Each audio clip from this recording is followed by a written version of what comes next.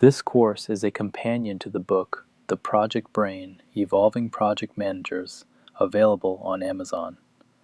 If you find today's session valuable, the book goes deeper on every framework you are about to learn, including the 3-tier document system, the janitor protocol, synthetic stakeholder simulations, and the full blueprint for an artificial intelligence-powered project management office you can run from your own desktop. You can find it by searching for The Project Brain by Self-Made PM on Amazon, or by visiting selfmadepm.com. Now let us begin the course. 1. Welcome to this 90-minute professional development session on leading effective meetings. Over the next 90 minutes, you will learn how to design meetings that produce decisions, facilitate them so the group actually reaches those decisions, and follow up so the decisions become action. This course is eligible for 1.5 self-reported professional development units, abbreviated PDU, with the Project Management Institute, abbreviated PMI, under the online or digital media category. It maps to the Power Skills edge of the Project Management Institute talent triangle. Let us begin. 2. By the end of this session, you will be able to do 3 things. First, you will be able to design a meeting agenda that maps to a specific outcome rather than a generic discussion. Second, you will be able to facilitate the meeting using techniques that manage airtime, keep the group on track, and produce clear decisions. Third, you will be able to follow up in a way that converts discussion into action and prevents the same topics from reappearing meeting after meeting. Each objective maps to a dedicated section of this course. Here is how we will spend our 90 minutes together. Part 1 covers meeting design and preparation, which is where most meetings succeed or fail before anyone walks in the room. Part 2 covers facilitation techniques, time management, and managing engagement.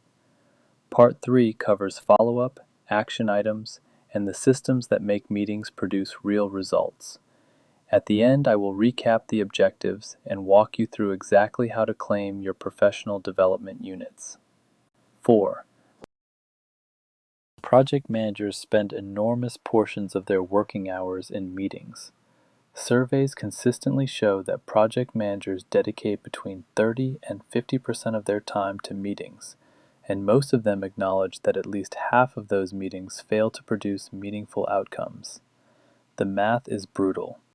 If you spend 35% of your time in meetings and half are unproductive, you are losing nearly a full day of productive capacity every week.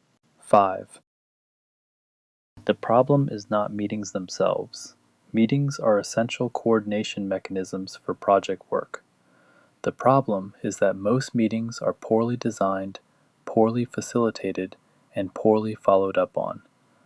The good news is that all 3 failure modes are fixable with habits that take weeks to install and pay back indefinitely. Treating meetings as a craft rather than a calendar event is the single highest return shift in most project managers' professional development. 6. Every meeting should answer one question before it is scheduled. What specific outcome must this meeting produce? If you cannot articulate the outcome in one sentence, the meeting is not ready to be scheduled. The sentence should be concrete, not discuss the launch plan, but decide whether to hold launch for the security review or proceed on current date with known exposure. The first version is a discussion prompt. The second version is a decision prompt. Meetings built around decision prompts produce decisions. Meetings built around discussion prompts produce more meetings. 7. Once you have the outcome sentence, build the agenda around it. List specific discussion topics with time allocations and identify who owns each topic. Distribute the agenda and any pre-read materials at least 24 hours in advance. This gives attendees time to prepare their positions, gather relevant data, and formulate questions. An informed room moves 3 times faster than an uninformed one. Pre-reads are not optional polite gestures. They are the single biggest multiplier on meeting effectiveness. 8. Audit your invite list ruthlessly. Every person in the room who does not need to be there dilutes the conversation and increases coordination cost. Apply a simple test. Does this person need to contribute to the discussion, make a decision, or receive information that cannot be communicated asynchronously? If the answer to all 3 is no, they do not need to attend. The invite list is where most meetings begin failing. A cast of thousands invite list is a signal that the organizer has not actually thought about who needs to be in the room.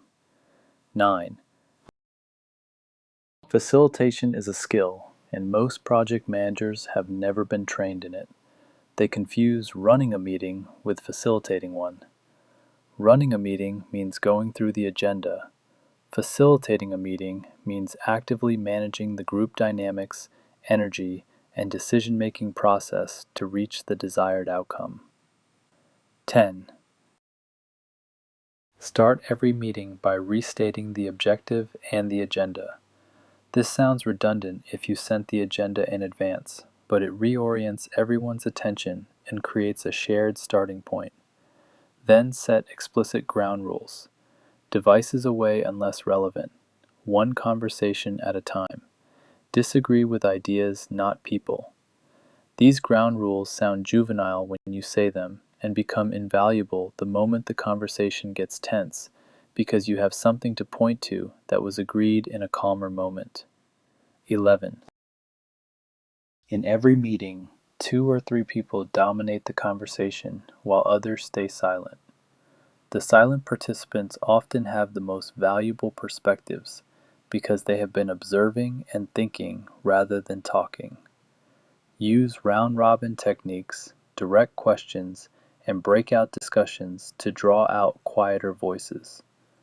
A simple move is to say, I want to hear from a couple of people who haven't spoken yet. What are you seeing? That invitation gives quieter participants permission to contribute, and it interrupts the dynamic where the loudest voices set the group's direction. 12.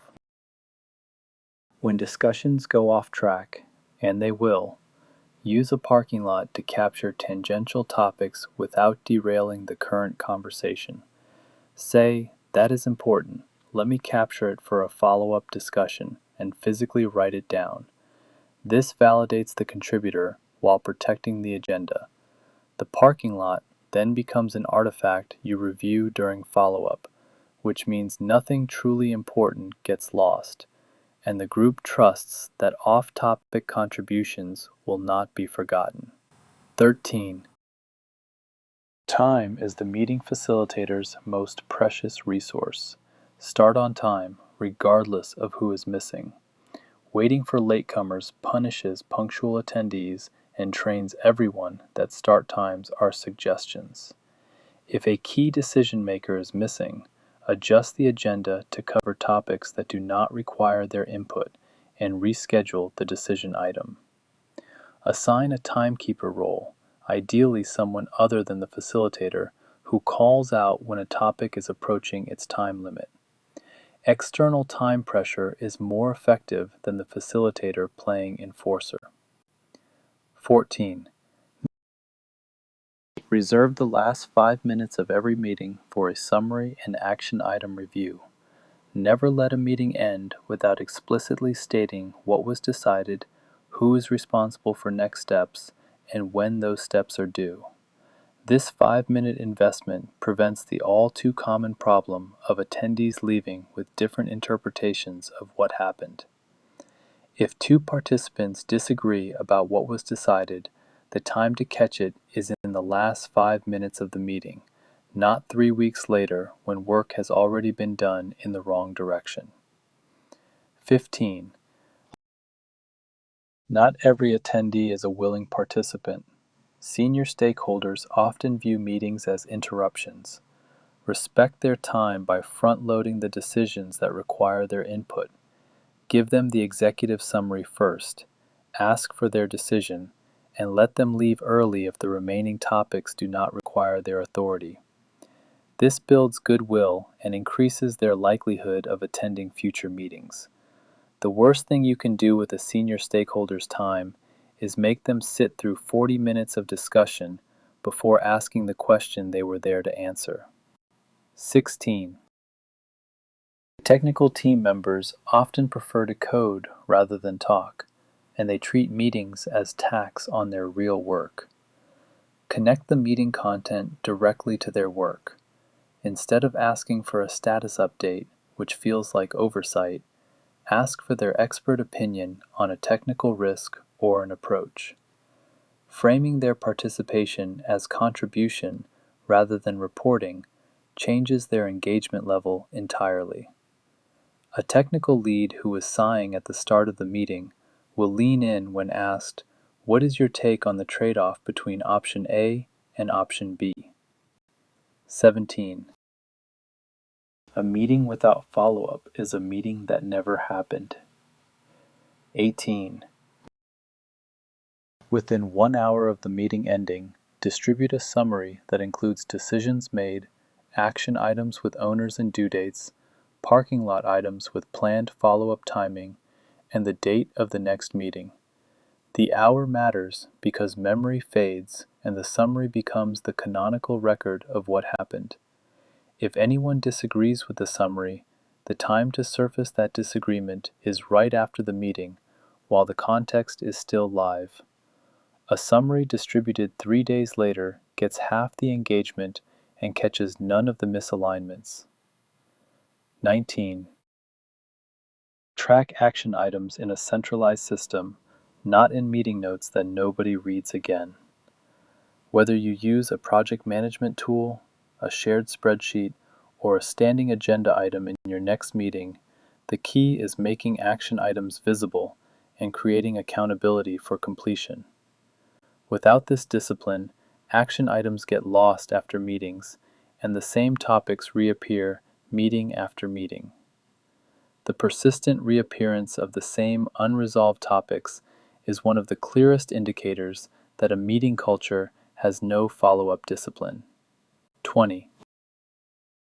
Follow up individually with action item owners between meetings. A brief check-in, either in person or via message, accomplishes 2 things. It signals that the action items matter, and it gives the owner a chance to flag obstacles before the next group meeting. This proactive follow-up prevents the dreaded status meeting revelation, where someone announces they have not started a critical task. Individual follow-up is not micromanagement. It is care, and experienced professionals recognize it as such. 21. Sometimes a meeting is clearly going nowhere productive. Pause the discussion and name the problem openly. Say something like, "I notice we have been discussing this for 15 minutes without converging. I think we need more information before we can decide. Let me propose we assign someone to research the options and reconvene on Thursday." This resets the conversation without blaming anyone and demonstrates leadership. It is always better to end a meeting early with a clear next step than to let it drag on without resolution. 22. Status meetings should be 30 minutes or less for most project teams.